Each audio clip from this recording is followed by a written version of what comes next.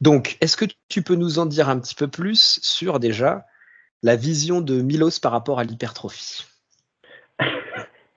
Alors effectivement, il y a l'hypertrophie sarcoplasmique et l'hypertrophie myofibrillaire. Ça, c'est de la bouche de Milos, hein, donc Voilà, donc commencez commencez pas à pas à rager, voilà, ça la commence peine de à rager. rager. Ah, et non, stop.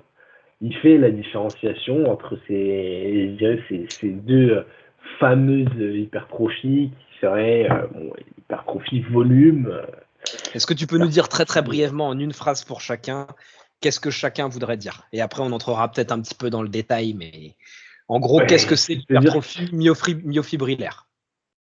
en gros, ça serait le muscle pur, tu vois, genre dense, et l'autre, ça serait plus du volume, tu vois, Oui, genre donc tu là, en gonfles. fait, ce serait la multiplication des fibres musculaires. Donc en ce qui concerne Exactement. l'hypertrophie myofibrillaire et l'hypertrophie Alors que, sarcoplasmique, ce serait le grossissement simplement des voilà, fibres musculaires le existantes. sarcoplasme, c'est un peu le volume de la cellule, quoi. Donc ça veut dire que Exactement. sans qu'il y ait un changement au niveau de la cellule, tu aurais une expansion du volume sarcoplasmique. Exact. Alors, que préconise-t-il concernant l'hypertrophie myofibrillaire? Du lourd, du très Très très bien. lourd. Donc Du rien de... lourd, en fait, du classique musculation Exactement. bro qu'on connaît. Enfin, gros qu'on connaît. Pour certains, ça reste un peu flou, tu vois, parce qu'il a quand même des grands principes. Donc bien sûr, du lourd, mais aussi la progressive overload, je sais plus comment on dit en français, c'est pas bon ça. Surcharge La progressive. surcharge progressive, Sorry, bro. voilà. Quoi d'autre? Quoi d'autre? T'aurais du. Bah, après, là, c'est un peu plus intensif. Donc, t'as des négatives accentuées. Ouais. Donc, tu mets plus lourd que ce que tu pourrais supporter je dirais, en rep positive. Ouais. En concentrique, tu t'entraînes jusqu'à l'échec et tu fais des isométriques et je dirais des Ouais. étirements. Étirement sous tension, en fait. Voilà, c'est ça. Où Exact. tu mets de l'attention uniquement sur la partie étirement du Du mouvement. mouvement. Et concernant l'hypertrophie sarcoplasmique, alors, la gonflette en somme. Et La ben là, gonflette. tout ce qui est gonflette, c'est-à-dire qu'on va se concentrer sur la congestion au maximum. Exact. Donc tu vas faire pas des supersets, pas des trisets, tu vas faire des giant sets. Tu vas enchaîner une sorte de circuit sur le même muscle et tu vas, je dirais, gonfler, gonfler, gonfler jusqu'à ce que tu éclates. Beaucoup de répétitions, de l'isométrique aussi, de l'arrêt plante, donc du super lent, surtout sur les positives. Et ce Voilà, qui entraînera, selon lui, une réponse qu'on la qualifiera d'hormonale. Là, tu vas gonfler, c'est explose. du panoramix, là. Là, c'est du C'est ça. panoramix. Là, il n'y a rien à dire. Là. On vous donne le secret. On vous donne le secret. Donc, que nous préconise Milos concernant l'entraînement idéal? Quel est l'entraînement idéal d'après Milos? Mais du coup, là, en fait, on a présenté les grandes lignes de l'entraînement, mais enfin, c'est pas du tout une vision broscience comme on peut le penser. Voilà, C'est vraiment un entraînement qui est structuré. Donc lui, il va pas non exact. plus rentrer dans cette broscience de dire ouais, on peut gonfler sans prendre je dirais de fibres musculaires en plus, et on va pas non plus, on va pas isoler les deux hypertrophies. Donc lui, ce qu'il dit, c'est voilà, je vais mettre l'accent un peu plus avec cette technique au début de l'entraînement, etc. Donc lui, il commence par le basique. Ouais. Je Donc, si dirais je que peux c'est te ça couper qu'il deux a. secondes, en fait, lui, il prend le meilleur des deux mondes quelque part.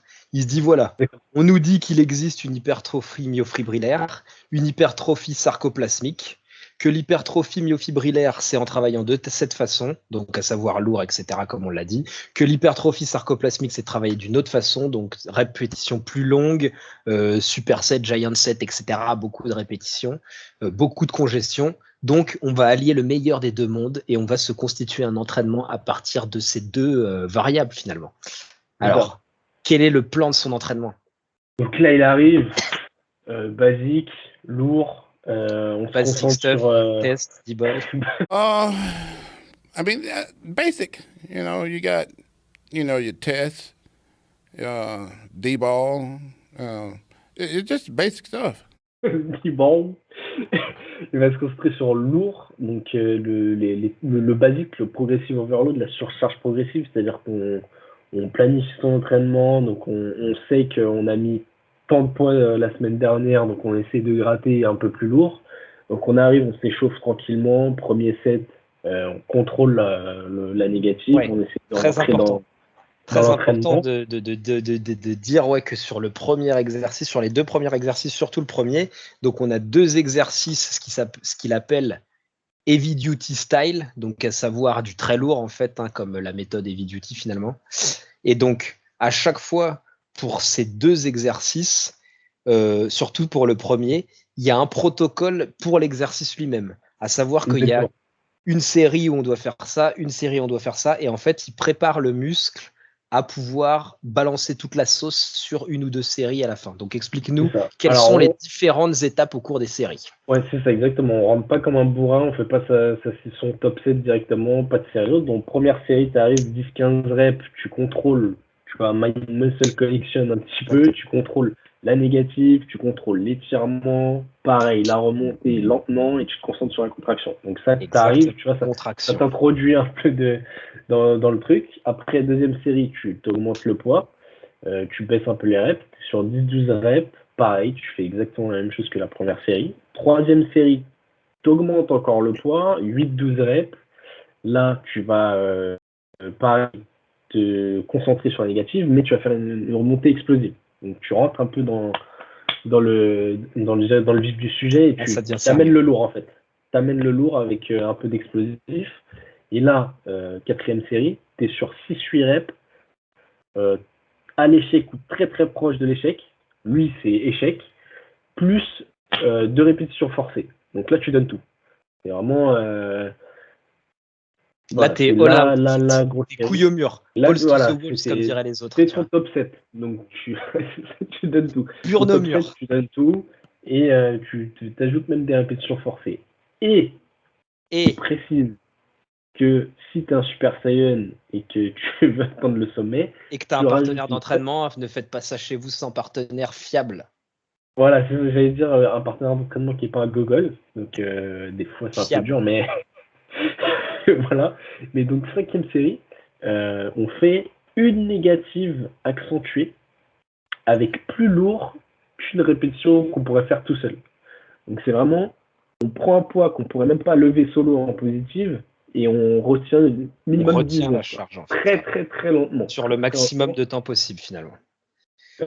Préciser que ça, c'est risqué, mais c'est aussi connu pour être très efficace. Donc c'est toujours le ratio bénéfice-risque. Ça apporte pas mal, mais c'est risqué. Donc voilà, il faut un partenaire d'entraînement qui s'y connaît et il faut savoir jauger, je dirais, le poids. Si tu mets un peu trop, ça peut partir en couille. Exact. Donc ensuite, sur le deuxième exercice que nous préconise Milos. Pareil, on est dans la même logique. Donc heavy duty, on essaie de mettre lourd. Là, on est bien échauffé, donc on aura moins de séries, je dirais, pour rentrer dans le vif du sujet. On Ouais. commence première série, 10-12 reps. Même logique, on essaie de retenir un peu la négative et d'être explosif sur la remontée. Deuxième série, on rentre dans le vif du sujet. C'est la série à l'échec. On fait 2-3 répétitions forcées, même logique que notre top 7 je dirais, à l'exercice précédent. Et on peut toujours ajouter, je dirais, des négatives. Négative où tu essayes de gratter encore un peu plus sur ta série qui dure un peu plus longtemps et qui sont un peu plus traumatisantes. Série numéro 3. Tu vas un peu, je dirais, rajouter de l'exotique et tu vas sortir du heavy duty un peu. Tu vas mettre de l'isométrique. Donc tu vas retenir, je dirais, la charge Enfin, la à retenir. différents niveaux. En fait, ouais, voilà. On peut voir, il y a deux techniques en fait.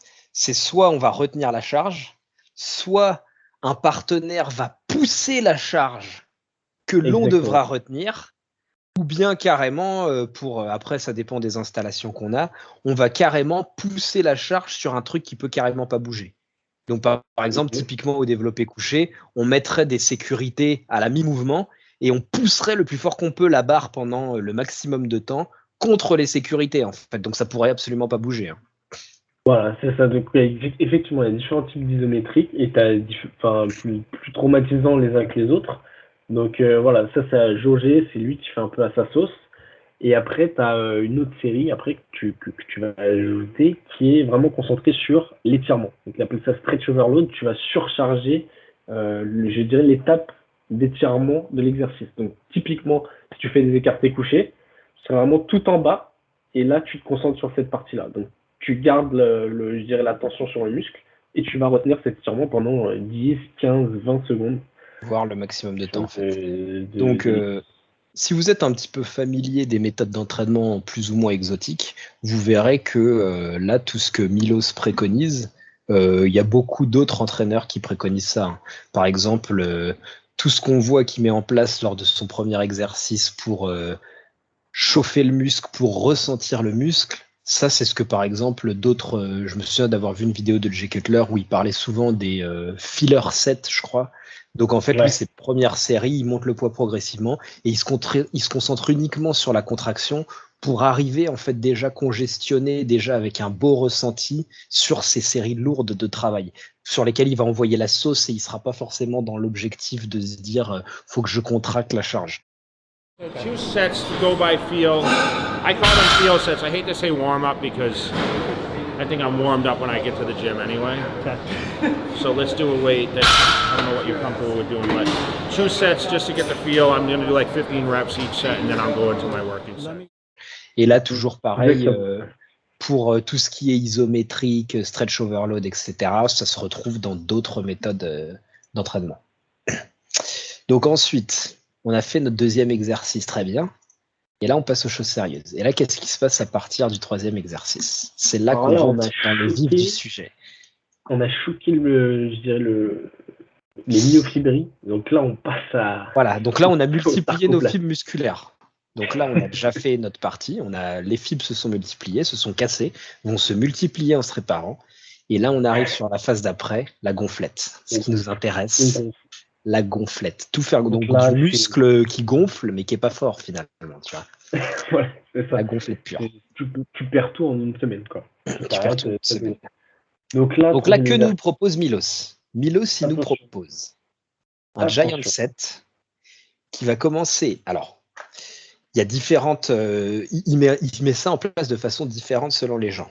Donc, le premier niveau, on va dire, c'est 3 exercices. 3 exercices qu'on va enchaîner pendant un certain nombre de tours. 3 tours, 4 tours, pourquoi pas.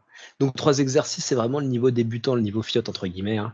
Parce que Milos, en fait, 3 exercices. Donc, 3 exercices où on va alterner du lourd. Donc, l'idée, en fait, c'est de se concentrer sur différents angles du muscle, d'attaquer un angle différent à chaque fois. Si on est un petit peu intelligent, ce qu'on va se dire, c'est quels sont mes points faibles sur ce muscle, quel angle représente mes points faibles. Admettons, par exemple, on va prendre un muscle qui intéresse tout le monde, les pecs. Souvent, les gens vont se dire, je manque de haut de pec, je manque d'intérieur de pec. Admettons. Donc, qu'est-ce qu'on va faire? Eh ben, on va choisir 3 exercices. Alors, 3 exercices, c'est le niveau de débutant, hein. 3 exercices qui ne seront pas des 2 premiers exercices qu'on a choisis, bien évidemment, pour travailler en lourd. Et donc, sur lequel on va focus, en fait, les angles qu'on veut travailler. Donc, par exemple, si on veut travailler le haut et l'intérieur des pecs, on va se dire, premier exercice, qu'est-ce qu'on va faire? On va faire, par exemple, du développé incliné halter avec une certaine inclinaison. Deuxième exercice, on fera par exemple des écartés inclinés, mais avec une autre inclinaison et avec un autre tempo. L'idée, ça va être donc de varier les angles et de varier les tempos. Donc en fait, on va faire un mix de tout ce qu'on a vu avant, du lourd, du léger, donc beaucoup de répétitions, peu de répétitions, de la concentrique, donc de la positive ralentie, de la négative ralentie, de l'étirement, donc des phases où on va être en étirement pendant X secondes. On va faire quoi d'autre? On va faire de l'isométrique, du partiel, et le but, ça va être d'enchaîner. Donc, alors, il y a différentes méthodes. Débutant, 3 exercices, 4 tours à peu près. Ensuite, intermédiaire, voire confirmé, ce qu'on va faire, c'est qu'à chaque tour, on va aller rajouter 1 ou 2 exercices. Donc, on va commencer par 3 exercices. Deuxième tour, on fera 4 ou 5 exercices. Troisième tour, on fera 5 ou 7 exercices, et j'en passe et des meilleurs. Et bien sûr, pour ces athlètes confirmés, là, on a droit à des Giant Sets qui durent un quart d'heure et une dizaine d'exercices qui tournent à tour de rôle. Donc, on peut faire tous les angles possibles. Ouais, voilà. Et là, vraiment, on se massacre. On se massacre. Donc, on n'oublie pas du lourd, du léger, de l'explosive, du lent, de l'étirement, de l'isométrique, du partiel et des variations de tempo, donc de la négative, de la concentrique et tout ce qu'on veut. Et là c'est freestyle total. L'avantage pour ceux qui aiment faire toutes les machines, c'est qu'on peut à peu près tout faire. Ouais, t'es sérieux, après, il faut une salle vide, mais. Là, faut assumer, mais voilà. Donc ça, c'était pour l'entraînement. Maintenant, Milos, quelle est sa vision de la diète? La diète, très intéressant, la vision de Milos de la diète. Milos, vision de la diète très, très, je dirais, carré.